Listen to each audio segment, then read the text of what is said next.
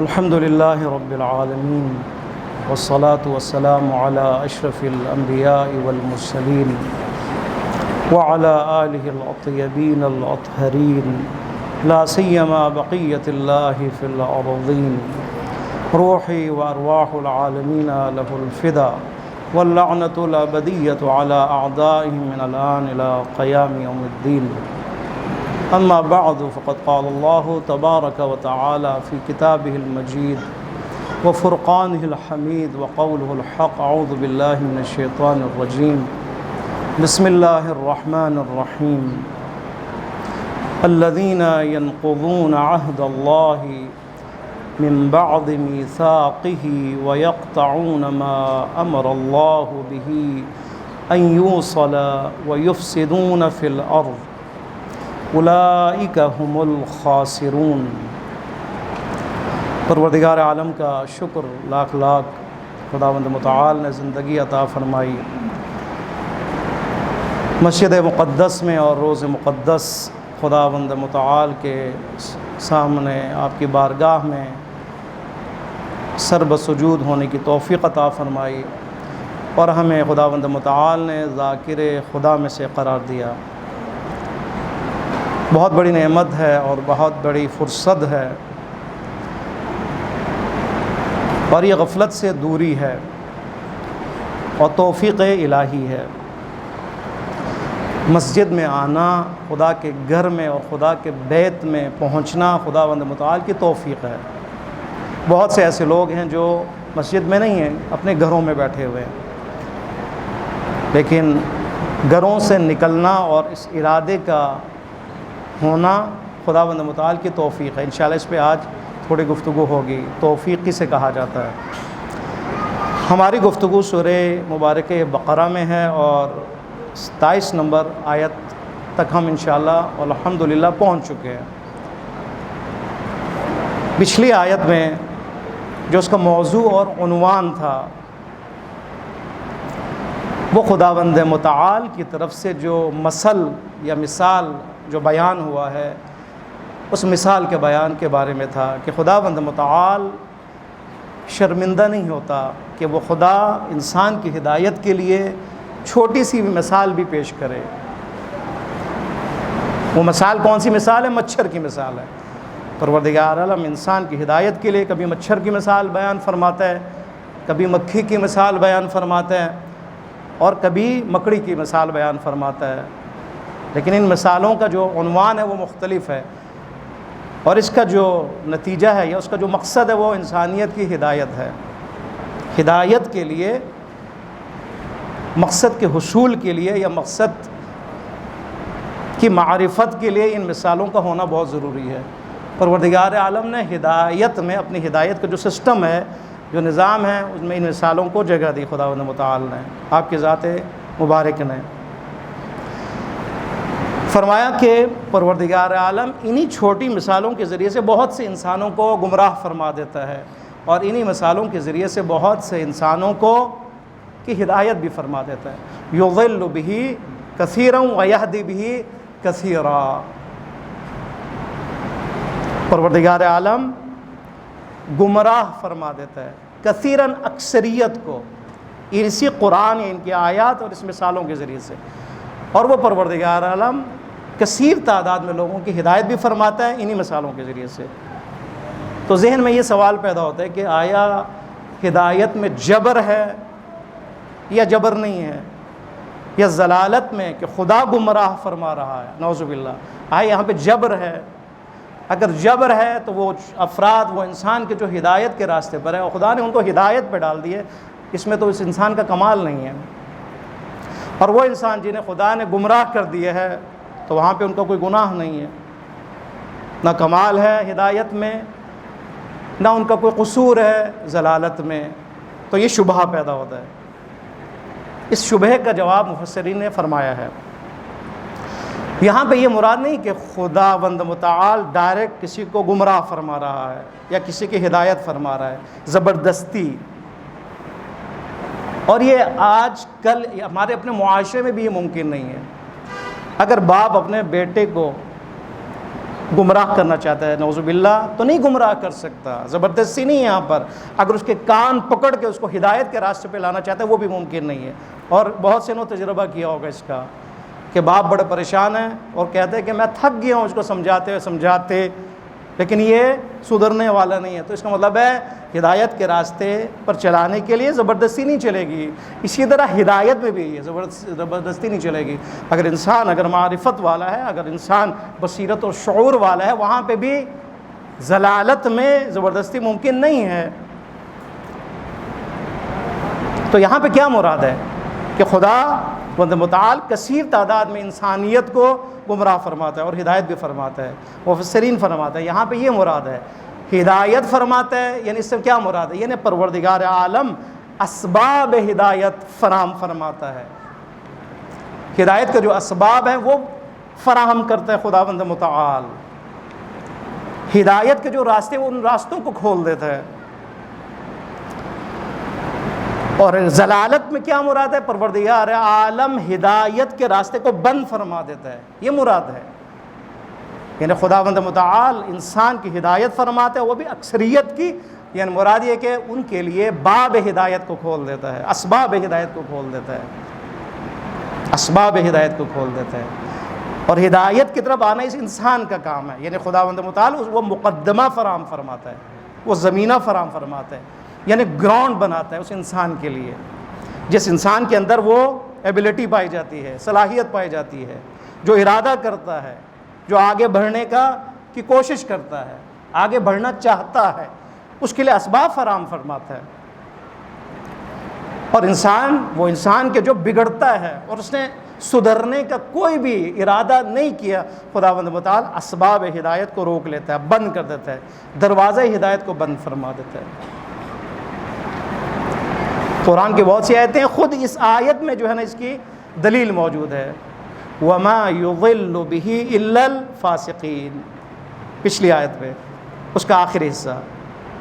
يُضِلُّ بِهِ كَثِيرًا وَيَهْدِي بِهِ كَثِيرًا وَمَا يُضِلُّ بِهِ إِلَّا الْفَاسِقِينَ. خداوند متعال ٹھیک ہے، سسٹم خدا کا یہ ہے کہ خدا ہدایت بھی فرماتا ہے، کثیر افراد کو ہدایت بھی فرماتا ہے، لیکن جن کو گمراہ کیا وہ کون ہے؟ وہ ہر انسان نہیں ہے، وہ مومن نہیں ہے، وہ متقی نہیں ہے، وہ ارادہ کرنے والے انسان نہیں ہے، وہ مجاہد بننے والے انسان نہیں ہے، بلکہ وہ کیا ہے؟ فاسق ہے، جسے خداوند متعال گمراہ فرماتا ہے اور اس کے لیے اسباب ہدایت کو بند کر دیتا ہے. دیکھیں یہاں پہ موجود ہے وما یضل، خدا گمراہ نہیں کرتا مگر فاسقین کو. اس کا مطلب ہے فسق پہلے ہے، اس کے بعد گمراہی ہے. پہلے اس نے فسق کا راستہ اختیار کیا ہے، پہلے وہ فاسق بنا ہے، پہلے وہ فسق کے اس گراؤنڈ میں وہ گیا ہے. اور فسق کا معنی آپ کے سامنے بیان کیا کہ فسق اور اس کھجور کی گٹلی کو کہا جاتا ہے جب وہ نیچے گرے کھجور، وہ گٹلی اس پریشر کی وجہ سے باہر نکل آئے. خداوند متعال نے اسی لفظ کو، اسی معنی کو اپنے ہدایت میں جو ہے نا وہ شامل کیا ہے. فسق کہا گیا وہ انسان کے جو عبودیت کے اس میدان سے نکل آئے، اب عبودیت خدا چھوڑ دے، اس گٹلی کی طرح خارج ہو جائے، نکل آئے، عبد خدا سے نکل آئے، عبودیت سے نکل آئے، بندگی خدا سے نکل آئے، ہدایت کے اس راستے سے نکل آئے، صراط مستقیم سے نکل آئے. وہ کون ہے؟ فاسق ہے، اور یہ فسق انجام دینے والا ہے. خب اس نے پہلے فسق اختیار کیا ہے، یہ پہلے نکلا ہے، دین سے نکلا ہے، عبودیت سے نکلا ہے، اس کے بعد خداوند متعال نے اس کو گمراہ کیا، اس کے لیے ہدایت کے راستوں کو بند کیا. لہٰذا قصور اس انسان کا ہے، اس انسان کا ہے. فاسق بنا، اس کے بعد خداوند متعال نے اس کو گمراہ کیا.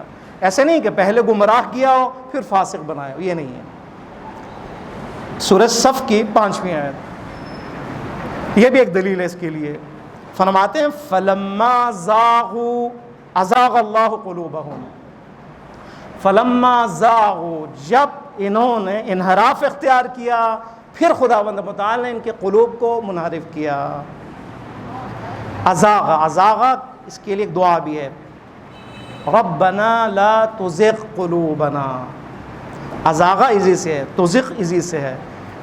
ربنا لا تزغ قلوب بہت ہی اہم دعا ہے. ربنا لا تزغ قلوبنا، پروردگارہ ہمارے قلوب کو منحرف نہ فرما دین سے، اللہ سے۔ اس کا مطلب ہے دل انسان کا منحرف ہو جاتا ہے۔ بعد اذ ہدیتنا، ہدایت کے بعد، پس ہدایت کے بعد خطرہ ہے۔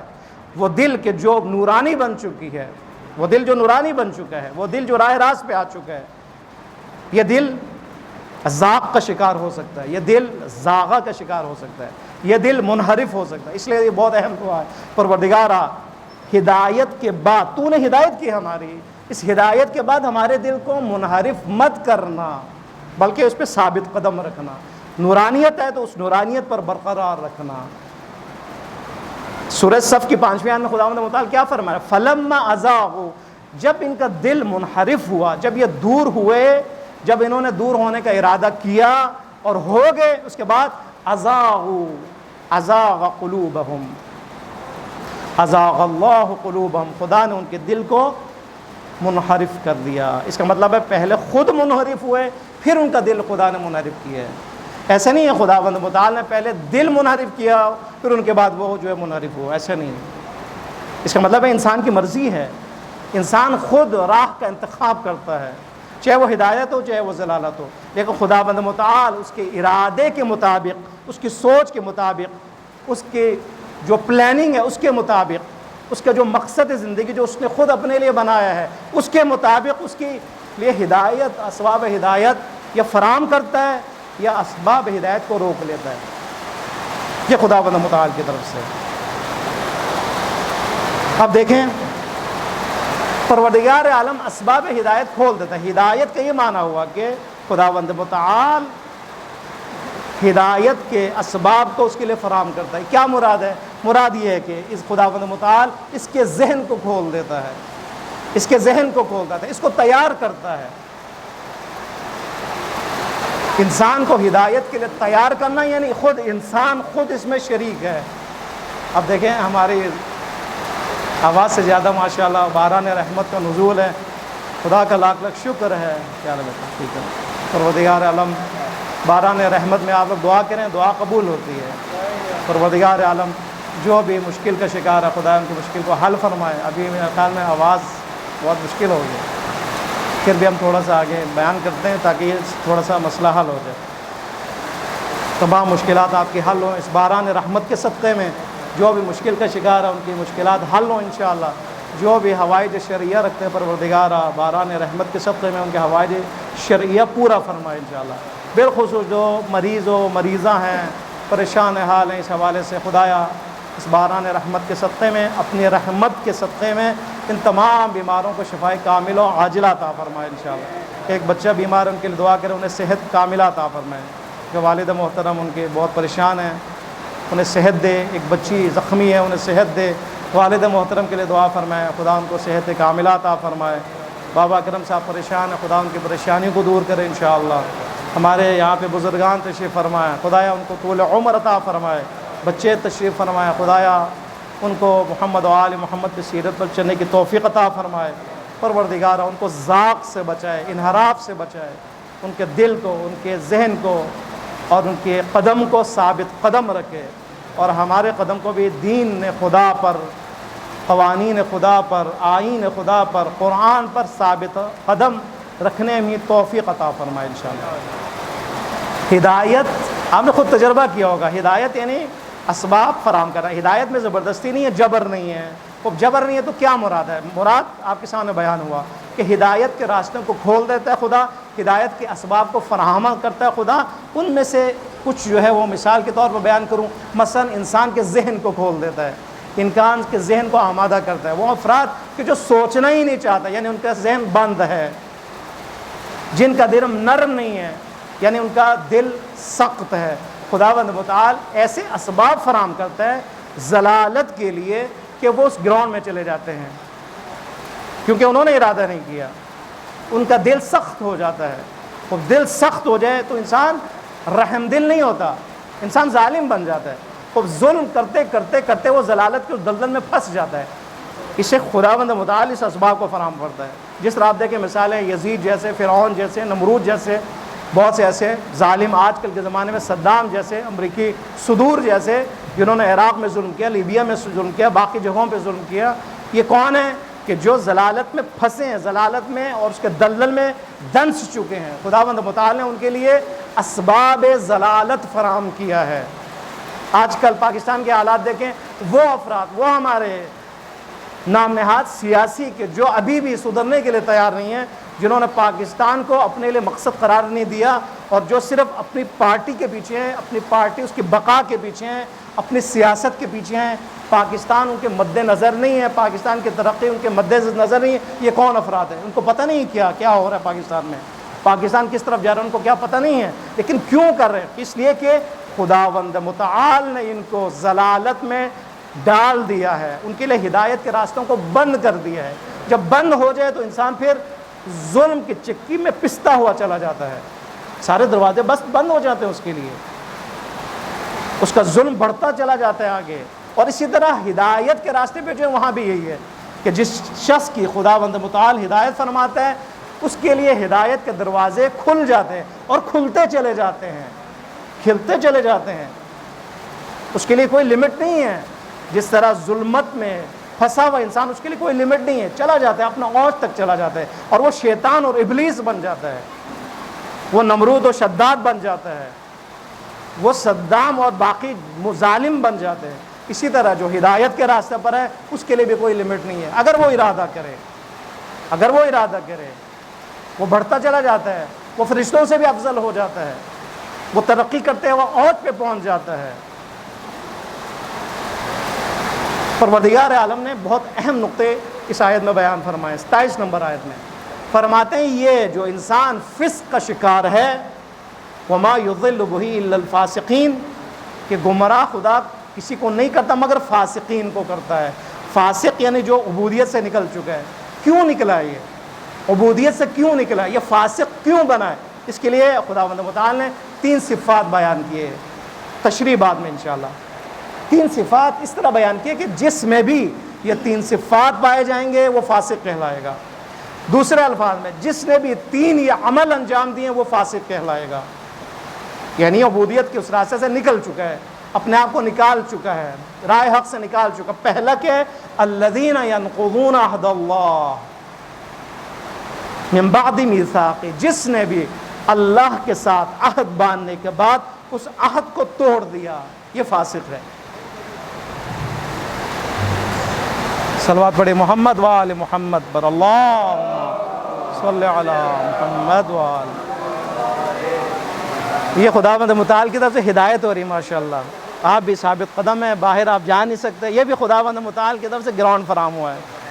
خداوند، یہ رزق الہی ہے، رزق الہی اسی کو کہا جاتا ہے۔ فرماتے ہیں کہ جو بھی اللہ کے عہد کو توڑ دے، اللہ کے عہد کو توڑ دے، اللہ کے ساتھ جو میثاق باندھا ہے اس میثاق کو توڑ دے، اس کے بعد کہ اس نے میثاق باندھ لیا ہے، وعدہ کیا ہے، اس وعدے کو توڑ دے، اللہ کے ساتھ جو وعدہ کیا ہے، فرماتے ہیں یہ فاسق ہے۔ الم اعہد الیکم یا بنی آدم، سورہ بقرہ کی آیت، ظاہراً 60 نمبر آیت۔ الم اعہد الیکم یا بنی آدم، اے بنی آدم، اے انسان، کیا ہم نے تم سے عہد نہیں لیا کہ لا تعبدوا الشیطان، کہ تم نے شیطان کا عبد یا شیطان کی عبودیت اختیار نہیں کرنی، شیطان کا عبد نہیں بننا؟ آیا تم نے یا تم سے عہد نہیں لیا ہم نے؟ اور یہ عہد نہیں لیا کہ یہ شیطان عدو مبین ہے، تمہارا کھلا دشمن ہے؟ آیا تم سے یہ عہد نہیں لیا؟ لیا نہیں لیا عہد؟ آپ کو یاد ہے عہد خدا؟ یاد ہے کہ خدا نے آپ سے اور مجھ سے عہد لیا ہو؟ یاد ہے آپ کو؟ یاد نہیں، کسی کو یاد نہیں ہے۔ اس عہد کو توڑنے والا فاسق ہے۔ اب مجھے یاد ہی نہیں ہے تو میں کیسے فاسق ہوں؟ الذین ینقضون عہد اللہ من بعد میثاقہ، یہ پچھلی آیت کے ساتھ مرتبط ہے، یعنی الذین سے مراد فاسق کی تعریف ہو رہی ہے، فاسق کی ڈیفینیشن بیان ہو رہی ہے۔ فاسق کسے کہا جاتا ہے اس کے بارے میں بیان ہو رہا ہے۔ فاسق کیا عمل کرے گا کہ یہ فاسق بن جائے گا وہ بیان ہو رہا ہے۔ پہلا عمل کیا ہے؟ عہد خدا توڑے گا، وہ فاسق ہے۔ خب عہد خدا کہاں ہے؟ کب کی ہے ہم نے عہد خدا؟ یاد ہے ہمیں یاد ہے ہمیں علماء کرام مفسرین فرماتے ہیں اس عہد سے مراد فطرت انسان ہے، فطرت انسان ہے، یعنی جو خدا نے ہمارے اندر جو فطرت رکھ دی ہے وہ فطرت عہد خدا ہے۔ ایسے نہیں خداوند متعال نے انبیاء کے ذریعے سے فطرت ہمارے اندر رکھ دی ہو، ایسا نہیں ہے، یا ایسا نہیں ہے کہ انبیاء آئیں اور آ کر خداوند متعال کی عبودیت کا رجحان پیدا کرنا چاہتے ہوں، ایسا نہیں ہے، یعنی ہمارے اندر خدا جوئی نہیں ہے، خدا پرستی کا رجحان نہیں ہے، وہ کانسیپٹ ہمارے اندر نہیں ہے، وہ شوق ہمارے اندر نہیں ہے کہ خدا ہونا چاہیے، خدا کی عبودیت ہونی چاہیے، خدا کی پرستش ہونی چاہیے اور یہ ڈالنے کے لیے آئے ہوں، ایسا نہیں ہے، بلکہ خداوند متعال نے فطرت جیسی عظیم نعمت کے ذریعے سے خدا پرستی کا رجحان ہمارے اندر رکھ دیا ہے۔ انبیاء کیوں آتے ہیں؟ انبیاء اس لیے آتے ہیں تاکہ ہمیں بتائے، ہمارے سے مطالبہ کرے، ہمیں سمجھائے کہ اس فطرت کی تم نے حفاظت کرنی ہے۔ نہج البلاغہ میں ہی موجود ہے، نہج البلاغہ میں کیا فرماتے ہیں؟ لِيَسْتَعْدُوهُمْ مِيثَاقَ فِطْرَتِهِ، یعنی امیر المومنین علیہ الصلوۃ والسلام صلوات پڑھے محمد و آل محمد، اللہم صلی علی محمد و آل محمد۔ آپ فرماتے ہیں خداوند متعال نے ان کی طرف انبیاء نازل فرمائے، انبیاء کو بھیجا اور پے در پہ بھیجا انبیاء کو، ایک کے بعد دوسرا، دوسرے کے بعد تیسرا بھیجتا گیا خداوند متعال۔ کیوں بھیجا خداوند متعال نے انبیاء کو؟ فرماتے ہیں لِيَسْتَعْدُوهُمْ مِيثَاقَ فِطْرَتِهِ، بہت ہی اہم یہ لفظ ہے، سمجھنے کی ضرورت ہے۔ ایسے نہیں کہ اس کے اندر فطرت رکھ دے لا کے، بلکہ فطرت پہلے سے موجود ہے۔ لِيَسْتَعْدُوهُمْ یعنی ان کو ابھارے، یہ جو عہد ہے میثاق، دیکھیں میثاق فطرت، آپ کے ذہن میں اگر یہ وہ میثاق، وہ عہد کہاں ہے؟ ہمیں تو یاد نہیں ہے۔ امیر المومنین نے فرمایا وہ عہد تم کر چکے ہو، وہ عہد کیا ہے؟ عہد فطرت ہے، اور انبیاء آئیں کہ ہمیں بتائیں اور ابھارے اس عہد فطرت کی طرف، ابھاریں ہمیں، لِيَسْتَعْدُوهُمْ تاکہ وہ ہمیں بتائیں کہ تم نے اس فطرت کے حق کو ادا کرنا ہے۔ لِيَسْتَعْدُو یعنی ادا کرنا، ادائیگی کو طلب کرنا، یعنی انبیاء آتے ہیں کہتے ہیں کہ تم نے اس میثاق فطرت کے حق کو ادا کرنا ہے، اس میثاق کے حق کو ادا کرنا ہے، تم نے ایک وعدہ کیا ہوا ہے، اس وعدے کو نبھانا ہے تم نے، یہ ہے کام انبیاء کا۔ یعنی آئے ہیں انبیاء اور اس کے بعد ائمہ اطہار علیہ السلام کے، وہ ہمیں یہ بتائیں کہ تمہارے اندر فطرت موجود ہے، اس فطرت میں خدا کی طرف جانے کا رجحان موجود ہے، اور خدا کی طرف جانے کے لیے جو ابتدائی علم ہے وہ موجود ہے تمہارے اندر، خبردار اس کو بھولنا نہیں ہے، اس کو پاک رکھنا ہے، اس کو صاف رکھنا ہے، اس کے اوپر غبار آنے نہیں دینا، اس کو تاریک بننے نہیں دینا، اس کو مسخ نہیں ہونے دینا۔ اگر انسان کی جو فطرت ہے وہ مسخ اگر نہ ہو، اس کا مطلب یہ انسان ترقی کر سکتا ہے، اور اگر انسان کے اندر یہ فطرت مسخ ہو جائے، پھر یہ بنتا ہے یزید، پھر یہ بنتا ہے فرعون، پھر یہ بنتا ہے شداد، پھر یہ بنتا ہے صدام، پھر یہ بنتا ہے اور بہت سے افراد۔ کیوں بنتے ہیں؟ اس لیے کہ فطرت ان کی مسخ ہو چکی ہے، ان کے اندر درد ختم ہو چکا ہے، ان کے اندر احساس ختم ہو چکا ہے۔ وہ انسان کے جن کے اندر احساس نہ ہو، قومی احساس نہ ہو، وطن کا احساس نہ ہو، وطن کی محبت کا احساس نہ ہو، غریبوں اور فقیروں کا احساس نہ ہو۔ پتہ نا سندھ میں کیا ہو رہا ہے، سندھ کے حالات کیا ہیں، لیکن وہاں کے حکمران، ہم نہیں کہتے وہاں کے حکمران کتنے غافل ہیں۔ یہ کون سے حکمران ہیں کہ جن کی فطرت مسخ ہو چکی ہے، وہ ابتدائی تعلیم یا وہ سرمایہ لٹ چکا ہے ان کا۔ انبیاء اسی لیے آئے تھے، وہ تمہارے اندر وہ احساس ہونا چاہیے، خدا کا احساس ہونا چاہیے، خدا کی مخلوق کا احساس ہونا چاہیے، یہ دونوں احساس تمہارے اندر ہونے چاہیے۔ فرماتے ہیں کہ جن کے اندر یہ احساس ختم ہو جائے، یعنی فطرت میں جو احساس خدا نے رکھ دیا ہے، اپنے خالق کے بارے میں احساس، خالق کی عبودیت کے بارے میں احساس یعنی درد، بے احساس نہ ہونا، انسان احساس اندر پائے جائے، اور جب یہ انسان نکلے گناہ کرے تو اس کے اندر درد پیدا ہو، جب انسان گناہ کرے اس کے اندر درد پیدا ہو، جب ظلم دیکھے درد پیدا ہو اس کے اندر، جب کسی کو لٹتے ہوئے دیکھے، جو ملک کو لٹتے ہوئے دیکھے تو اس کے اندر درد پیدا ہو، یہ انسان فاسق نہیں ہے، لیکن جس کے اندر فطرت اور میثاق فطرت مسخ ہو چکی ہو اور پھر وہ فسق کی طرف چلا جائے، یہ انسان فسق کی طرف چلا جاتا ہے، یہ فاسق بنتا ہے۔ اور اس لیے یہ نشانی بیان فرمائے خداوند متعالی سے آیہ مبارکہ میں، الذین ینقضون عہد اللہ من بعد میثاقہ، امیر المومنین نے کیا فرمایا؟ لیستعدوہم میثاق فطرتہ، تشریح ہے۔ ائمہ علیہ السلام کے جو اقوال ہیں وہ قرآن کی تشریح ہے، اس کی تشریح یہ ہے لیستعدوہم میثاق فطرتہ، اگر یہ فطرت مسخ ہو جائے تو کیا ہے؟ انسان فسق میں چلا جاتا ہے، اور انسان جب فسق میں چلا جاتا ہے تو کیا ہے؟ آگے آیت دیں اولئک ھم الخاسرون، یہ انسان ہے، یعنی ان میں سے ایک صفت بعد بیان ہوئی ہے، یہ افراد ہے کہ جو خسران میں ہے، جو نقصان میں ہے، نقصان میں ہے۔ ایسا نہیں ہے نقصان جن کا بینک بیلنس نہیں ہے وہ نقصان میں ہے، ایسا نہیں کہ جن کے گھر چوری ہوئی ہے وہ نقصان میں ہے، ایسا نہیں ہے کوئی مصیبت ہے یہ وہ نقصان میں ہے۔ قرآن کے آئیڈیالوجی کے مطابق فاسق بننا نقصان میں ہے، جو فسق میں چلا گیا وہ نقصان میں ہے۔ فسق میں کیسے جاتا ہے؟ ایک عمل، پہلا عمل جو کرے وہ کیا ہے؟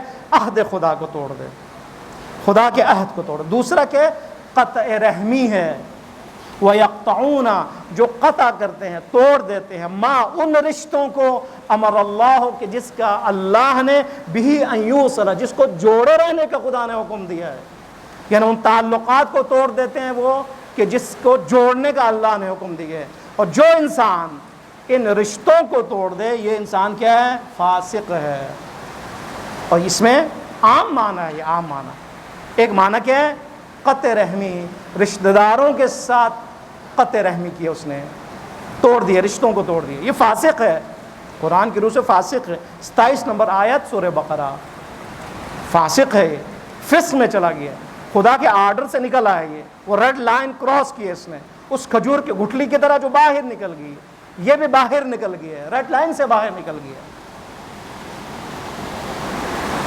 قطع رحمی نہیں کریں، رشتوں کو نہ توڑیں، نہ صرف رشتے، معنی اس کا عام ہے، کسی بھی ایسے رشتے کو جس نے انسان نے اس رشتے کو جوڑا ہے اس کو نہ توڑے، چاہے معاشرتی ہو، اجتماعی رشتہ ہو۔ آپ یہاں پہ موجود ہیں، آپ آپس میں آپ کے تعلقات ہیں، ایک مسجد میں ہونے کی حیثیت سے، خدا کے گھر میں آپ یہاں ماشاءاللہ کتنے افراد موجود ہیں، ان کے آپس میں تعلق ہے جس کو خدا نے اس مسجد کے تھرو جوڑ دیا ہے، اس کو بھی نہ توڑیں۔ آپس میں رنجش نہیں ہونا چاہیے، آپس میں کینہ نہیں ہونا چاہیے۔ ہم دیکھتے ہیں یہاں پر بھی بعض اوقات یہ کینہ رکھنا بھی فسق کی علامت ہے، نہ توڑیں، کوئی بھی رشتہ ہو نہ توڑیں۔ امام علیہ السلام کے ظہور اور ان کے منتظرین، اور ہم ان کے اوپر جاتے ہیں، یعنی اللہ کی وحدانیت سے کیا مراد ہے؟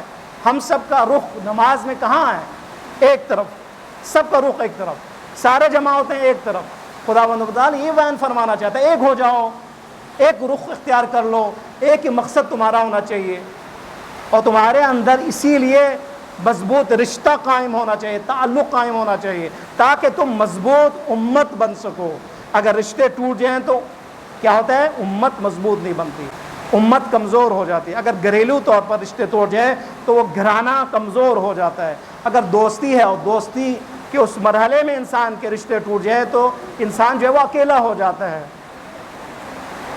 رشتوں کو تو نہیں توڑنا، چاہے گھریلو رشتہ ہو، چاہے وہ دوستوں کے درمیان رشتہ ہو، چاہے مومنوں کے آپس میں رشتہ ہو۔ تعلق، رشتے سے مراد تعلق مومنانہ تعلق، ایمان کے بلبوتے پر جو وجود میں آنے والا تعلق، محبت اہل بیت پر وجود میں آنے والا تعلق، جس کا آپ جو ہے مظہر 40 پہ کربلا میں دیکھتے ہیں، کتنا اچھا تعلق ہے وہاں پر، دیکھیں نا آپ نے، کتنی محبت ہے، کتنا عشق ہے، کتنی خدمت ہے، کتنا پیار ہے۔ کوئی یہ نہیں دیکھتا، کوئی احساس ہی نہیں کرتا کہاں کا ہے، نہیں، سارے ایک ہی رشتے میں ہیں، ایک ہی تعلق میں ہیں، ایک ہی نظر سے دیکھتے ہیں۔ خداوند متعال یہ فرمانا چاہ رہا ہے کہ ایک ہو جاؤ۔ ایک اس وقت ہو جاؤ گے جب تمہاری سمت جس طرح ایک ہے، رخ تمہاری ایک ہے، مقصد بھی تمہارا ایک ہو جائے۔ یہ مقصد ایک ہو، اس کے بعد خدمت بھی ایک ہو، اس کے بعد آپ دیکھیں معاشرے میں کوئی فقیر نہیں رہے گا، فقیر نہیں رہے گا۔ یہ فقر اور یہ مانگنا اور یہ تنگ دستی اور یہ ساری چیزیں کیوں ہیں؟ اسی لیے کہ ہم نے رخ نماز میں اللہ کی طرف کی ہے، لیکن عملی میدان میں ہم رشتوں کو توڑنے والے ہیں، تعلقات کو توڑنے والے ہیں۔ مومن ہونے کی حیثیت سے تعلقات ہمارا محکم ہونا چاہیے۔ تیسرا آپ دیکھیں، تیسری صفت یا تیسرا کام جس کی وجہ سے انسان فاسق بن جاتا ہے، وَيُفْسِدُونَ فِي الْأَرْضِ، وہ لوگ کہ جو زمین پر فساد پھیلاتے ہیں، یہ مفسد ہے۔ پہلا کہ وہ شخص کہ جو عہد خدا کو توڑ دے، فاسق۔ دوسرا جو خدا کے مخلوق کے درمیان تعلقات کو توڑ دے، وہ فاسق۔ تیسرا جو فساد اور مفسد بن جائے زمین پر، وہ فاسد ہے۔ جو بھی ہو زمین پر فساد پھیلانے والا کوئی بھی ہو، یہ فاسد ہے، مفسد ہے، یہ خدا کی عبودیت سے نکل چکا ہے۔ ان کے لیے دوبارہ توبہ کا راستہ ہے، چھوڑ دے، اس عادتوں کو چھوڑ دے، ظلم کو چھوڑ دے، دوبارہ وہ واپس آئے۔ کھجور کی گٹھلی واپس نہیں جا سکتی، لیکن انسان فاسق بننے کے بعد واپس جا سکتا ہے، توبہ کے ذریعے سے، پشیمانی کے ذریعے سے، ندامت کے ذریعے سے۔ یہ جو خسران ہے، یہ جو خداوند متعال نے فرمایا اولئک هم الخاسرون، جن کے اندر یہ تین صفتیں ہیں، ان تین صفتوں کی وجہ سے، تین کاموں کی وجہ سے، تین عمل کی وجہ سے جو فاسق بن چکے ہیں، جو خسران میں ہیں، جو نقصان میں ہیں، خوب یہ نقصان میں ہے۔ کیسے نقصان کا ازالہ ہوگا؟ کہ انسان توبہ کے ذریعے دوبارہ پلٹے، عہد کو دوبارہ جوڑ دے، دوبارہ عہد خدا کا پابند ہو جائے، دوبارہ فطرت کی طرف لوٹ کے آ جائے۔ اور دوسرا کہ یہ انسان رشتے اگر توڑ دیے ہیں، تعلقات توڑ دیے ہیں، تو ان تعلقات کو جوڑ دے۔ اگر انسان فاسد بن چکا ہے تو اپنے فساد کو چھوڑ دے، فساد کو چھوڑ دے۔ خطرناک ہے فساد اور فتنہ خطرناک ہے۔ ان 4 مہینوں میں ہم نے فتنے کا مظاہرہ کیا نہیں کیا، ہم شاہد ہیں فتنوں کے، کہ ایک فتنے کرنے والے یا فتنہ گر گروہ ایک ملک کو کہاں تک لے کے جاتا ہے۔ ہم نے سنا تھا لبنان میں یہ ہو رہا ہے، شام میں یہ ہو رہا ہے، عراق میں یہ ہو رہا ہے، اور ایران میں بھی کبھی کبھی یہ ہو رہا ہے، لیکن ہم نے خاص طور پر نسل جوان، انہوں نے مشاہدہ نہیں کیا تھا کہ فتنہ گر کچھ مہینوں کے اندر کیا کر سکتے ہیں۔ تباہی آپ نے دیکھی ہے نا، کرنسی آپ کی کہاں ہے اس وقت؟ ڈیفالٹ کے قریب ہے، ڈیفالٹ ہے ہمارا ملک۔ خدا بچائے، خدا محفوظ رکھے انشاءاللہ۔ یہ سارا کیوں ہو رہا ہے؟ یہ فسق کی وجہ سے ہو رہا ہے، یہ فسق کی وجہ سے ہے۔ جنہوں نے یہ کام کیا ہے ان کے پاس 3 صفتیں جو ابھی بیان ہوئے یہ موجود ہے۔ عہد خدا توڑنے والے تھے، تعلقات توڑنے والے تھے، اور فسادی تھے کہ جنہوں نے ملک کو یہاں پہنچا ہے۔ خسران میں تھے اور ہم بھی نقصان میں، ملک کو نقصان میں۔ اولئک هم الخاسرون، جب یہ خود نقصان میں، تو کیسے ہو سکتا ہے کہ جو خود نقصان میں دوسروں کو فائدہ پہنچائے؟ یہ ہو سکتا ہے؟ یا امکان ہے اس کا؟ خسران میں جو افراد ہیں ان 3 صفتوں کی وجہ سے یا 3 اعمال کی وجہ سے کیسے فائدہ پہنچا سکتے ہیں؟ کوئی تصور کر سکتا ہے کہ یہ فائدہ پہنچا سکتے ہیں کسی کو؟ ممکن نہیں ہے۔ یہ خداوند متعال نے ہدایت کے لیے اہتمام کیا ہے، یہ ہدایت ہے، یہ خداوند متعال کی طرف سے سمجھانے کا طریقہ ہے، یہ ہدایت ہے۔ یعنی خداوند متعال نے اسباب ہدایت فراہم کیا ہے ہمارے لیے، قرآن کی صورت میں، آیات کی صورت میں۔ ابھی عزا ہے، آج چاند رات ہے، عزا ابا عبداللہ الحسین اسباب ہدایت میں سے ہے، فرش عزا اسباب ہدایت میں سے ہے۔ ہدایت چاہتے ہو، ہدایت کے لیے اسباب چاہیے، وجہ چاہیے کچھ۔ ان وجہوں میں سے جہاں پہ نماز اسباب ہدایت میں سے ہے، عزاداری اسباب ہدایت میں سے ہے، نوحہ اسباب ہدایت میں سے ہے۔ ہدایت، یہ مجلسیں ہدایت کے لیے اسباب فراہم کرتی ہیں۔ کتنے ایسے لوگ ہیں کہ جو اجنبی تھے مکتب آل محمد سے، لیکن مجلسوں نے ان کی ہدایت کی ہے۔ فرش عزا اسباب ہدایت ہے، نوحہ اسباب ہدایت میں سے ہے، یہ دل کا نرم ہونا اسباب ہدایت میں سے ہے، یہ سینے پہ ہاتھ لگنا اسباب ہدایت میں سے ہے، یہ آنسوؤں کا نکلنا اسباب ہدایت میں سے ہے۔ یہ بہت بڑی نعمت ہے خداوند متعال کی طرف سے۔ ابا عبداللہ الحسین کے لیے آنسو جاری ہے، اسباب ہدایت میں سے۔ یہ کب ہے جب انسان کا دل نرم ہو، یہ کب ہے جب انسان درد مند ہو، یہ کب ہے انسان کے اندر احساس پایا جائے۔ کبھی ایسا ہوتا ہے کہ انسان کے آنسو نہیں نکلتے۔ کیوں نہیں نکلتے؟ اس لیے کہ پھر وہی بات، فطرت اس کی مسئلہ پھر وہی فطرت میں جا کر جو ہے وہ اٹکتی ہے۔ درد مند نہیں ہے، احساس ختم ہو چکا ہے، فسق کی طرف چلا گیا، گناہوں کی طرف چلا گیا ہے، اس کی وجہ سے آنسو نہیں آتے، اس کا دل سخت ہے، اس لیے اس کی آنکھیں خشک ہے۔ اگر آپ کے آنکھوں سے آنسو جاری ہو جائیں امام مظلوم کی مظلومیت کو یاد کرتے ہوئے، تو یقین جانے کہ خداوند متعال نے آپ کے لیے سبب ہدایت فراہم کیا ہے۔ یہ خداوند متعال کی طرف سے بہت بڑی نعمت ہے۔ پروردگار عالم بحق عزاداری سید الشہداء، بحق مولا ابا عبداللہ الحسین، بحق شہداء کربلا، بحق اسراء کربلا، پروردگار اگر ہمارا دل سخت ہے خدایا ان مجالس کے صدقے میں، اس مسجد مقدس کے صدقے میں، اس محفل کے صدقے میں خدایا ہمارے دل کو خدایا نرم فرما۔ پروردگار اگر ہم خدا نخواستہ فسق میں مبتلا